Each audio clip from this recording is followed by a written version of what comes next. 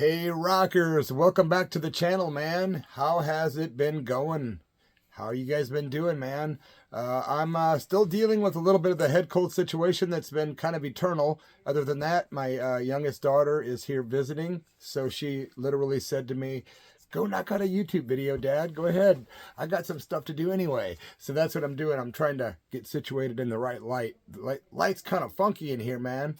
Anyway, gonna talk about going to Johnny Ramone's apartment, or was it his old apartment? We'll get to that momentarily.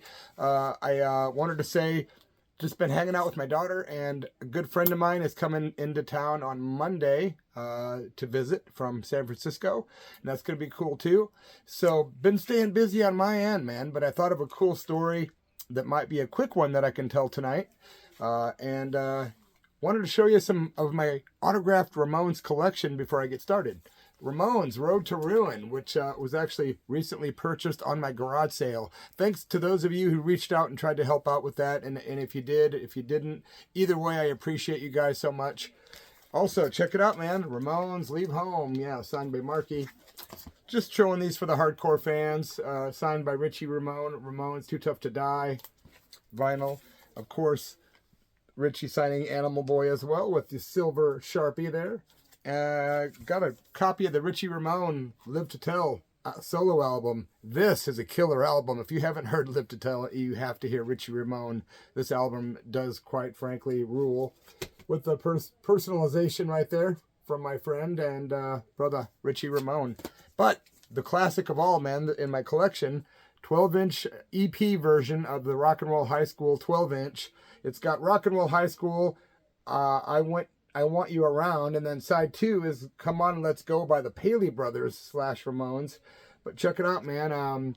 Yeah, it's a 3-songer, but it's signed by the original cast, except Tommy, of course. You got Johnny signed it, Marky signed it, Dee Dee signed it, and Joey.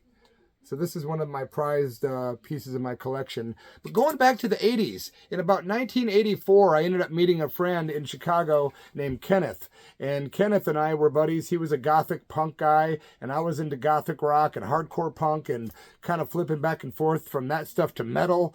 And what happened was I kept going to Chicago a lot on the Greyhound bus. I'd go to Chicago and either go to Wisconsin to Kenosha, or I would stop off in Chicago for days on end and just party. And wherever the day led me, that's where I went.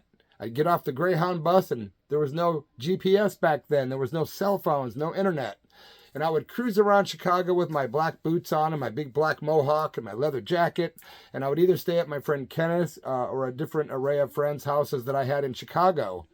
And we would have all kinds of fun. We were total partiers, drinking a lot, walking down the alleys of Chicago. I remember being completely wasted on either LSD or booze.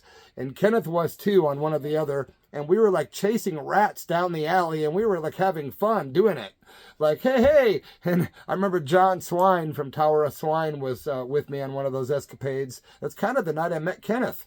But anyway, Kenneth was from the Philippines, I believe, or perhaps Thailand, but I think he was from the Philippines.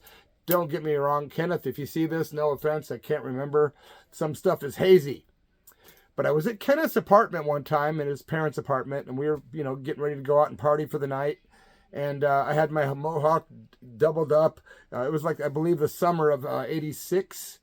So I would have been 20 years old. I had a fake ID at the time, so I was getting around with the guys' ID from Wisconsin, and it worked everywhere I went, man. So despite being underage, I got to go wherever I wanted. Well, one day I was at Kenneth's apartment. We were partying. We went and saw one of the guys from the Swans at this place called the Theater of the Vampire, which is going to be an upcoming story of mine. Very bizarre. The club got burned down while we were there. It was completely insane. Yeah, Al from Swans. That's going to be a good story. But Kenneth says, hey, Bloody, man, you want to go over to my friend Roxy's apartment? And I said, who's Roxy? Is that one of your friends? He's like, yeah, she's a really good friend of mine, man. And he starts giving me a little bit of history and information about Roxy, who is Cynthia, who basically is known as Roxy Ramone in the Ramones world. She was with Johnny Ramone for a long time before he got married to his wife, Linda. But that's where the weird part about this story comes in, you guys. I do not want to send any disrespect or any kind of weirdness towards the Ramones camps, because I'm a huge Ramones fan. And I don't want to tell this story with any kind of malice taken or rumor starting or me stepping on toes with a timeline, okay? I don't know exactly what happened, but I know that Johnny Ramone, famously got with Linda Ramone. And for those of you that know the story, she used to be with Joey Ramone. Johnny kind of got with her. It caused a big rift in the Ramones, apparently. I wasn't there, just from the books I've read and the lore that I've heard, right? So he marries Linda in 1984, respectfully to Linda. And don't know what happened or if he was still continuing to see Roxy. I don't know for sure that he was. Now, according to my friend Kenneth, he was, but he was on tour at this particular juncture. So what I went to was this girl named Roxy's apartment, who I've kind of become friends with. She's actually been on my radio show. You can hear that on the Church of Rock YouTube channel, all one word, The Church of Rock, and type in Roxy Ramone interview Church of Rock, and you'll find that on YouTube, and you can subscribe to my channel if you would.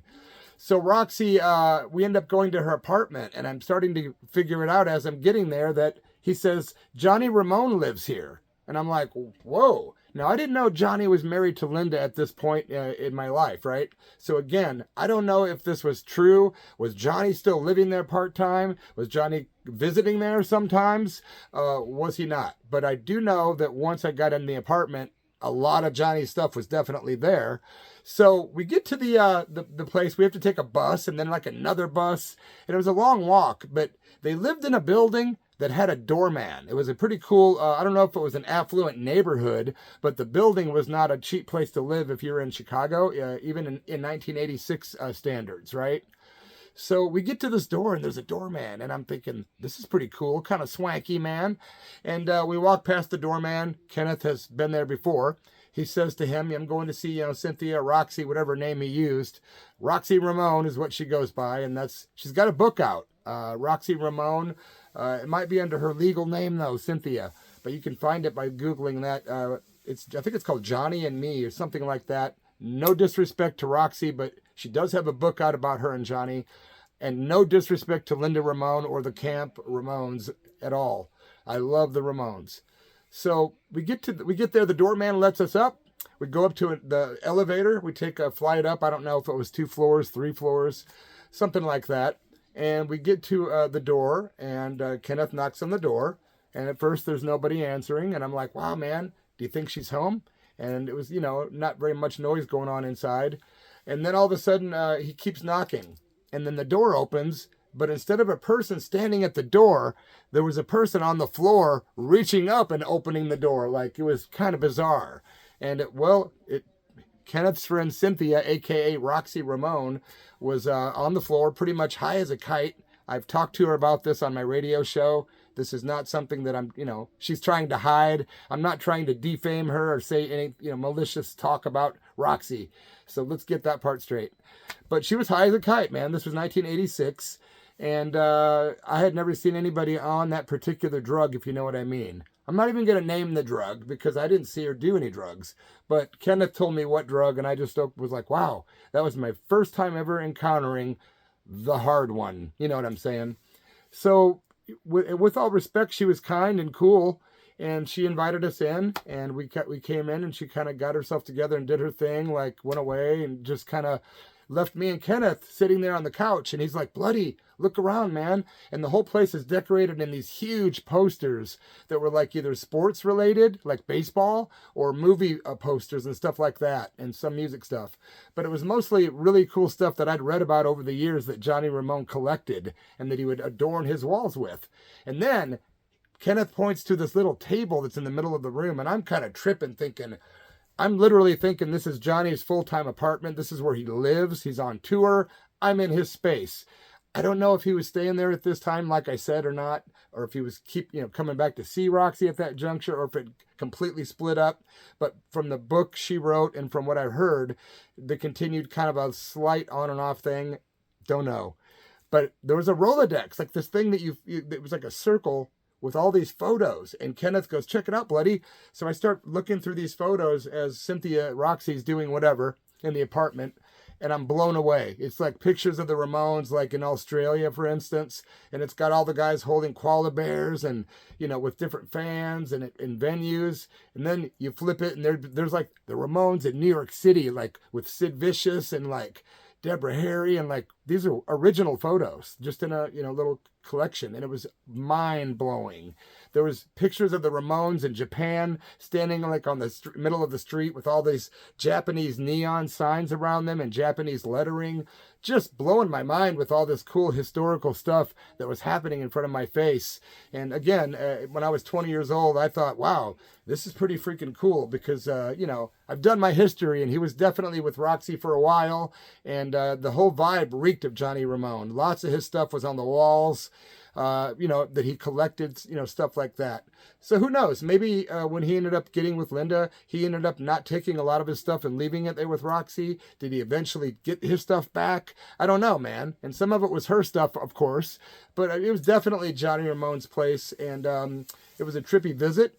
And again, looking around that place, there were so many artifacts on the walls that were Ramones stuff that Johnny had gotten, you know, not necessarily awards, but things to document certain things that he would have as a guitar player.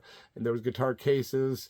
It was a trip, man. Not much more to tell about this tale, you know, but I did go on to interview Roxy about her relationship with Johnny. And it was just a bizarre incident for a 20-year-old punk rocker to have happen. And then I jumped on a Greyhound bus the next day and performed with my band Bloody Mess and Hate in Main Street Records in Peoria, Illinois, for our friend Lydia Paeski's going away party. She was one of the original Peoria punk rockers. And yeah, man, that's about it. Just a little Ramones tale, and wanted to show you those records and say hi and ask you cats what you've been up to, man. More stuff coming at you, man. My buddy's going to be here Monday. My daughter's here till Monday as well. So I'm trying to keep family and friends entertained. But I got some great video ideas coming your way right here at Bloody F Mess Official. And there are other stories on this channel under the video section about the Ramones. Yep, about meeting Johnny Ramone in New York City, about seeing the Ramones live, recording with Richie Ramone. There's a lot of cool videos. Please subscribe, like the video if you will, and if you want to leave a comment, I will definitely comment back. Yeah, you guys have a killer rest of your weekend, and I'll catch you tomorrow for those of you who listen to the Church of Rock radio show, which is actually tonight. It's already Sunday. Yeah, kskq.org, 6 p.m. Sundays, 2 hours. The Church of Rock, it's been on 25 years. Tune in, man. Rock out with me and Sister Tracy, and we're going to interview Sid Yiddish tomorrow. Tonight. All right, man. Be good, guys. Cheers.